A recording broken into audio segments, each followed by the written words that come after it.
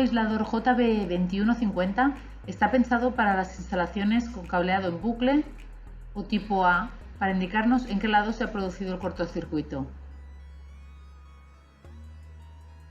Se recomienda instalar un máximo de 32 dispositivos entre aisladores para no perderlos todos en caso de cortocircuito. El JB2150 simplifica y agiliza la localización de fallos en el cableado.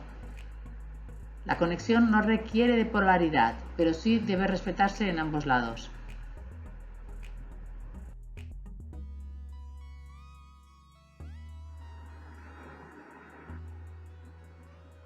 En el interior de su caja encontraremos el módulo aislador JB2150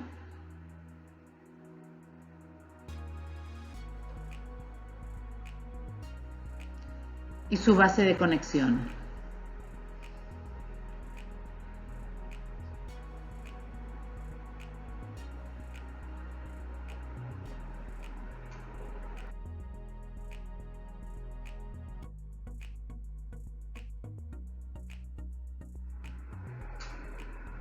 En el siguiente vídeo podemos observar los terminales de conexión de la base y los orificios para realizar una correcta fijación en la pared o en el techo.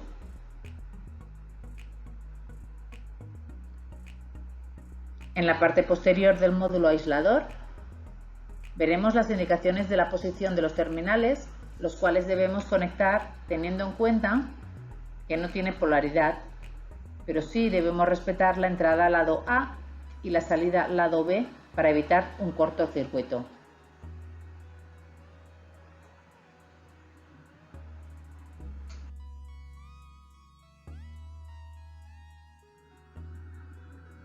En la siguiente imagen se muestran qué terminales utilizaremos para realizar el conexionado. En este caso utilizaremos los terminales 2 y 3 para conectar el positivo y 4 o 5 al negativo del lado A de entrada. Para el lado B deberemos conectar la salida en los terminales 7 u 8 para el positivo y 9 o 10 para el negativo.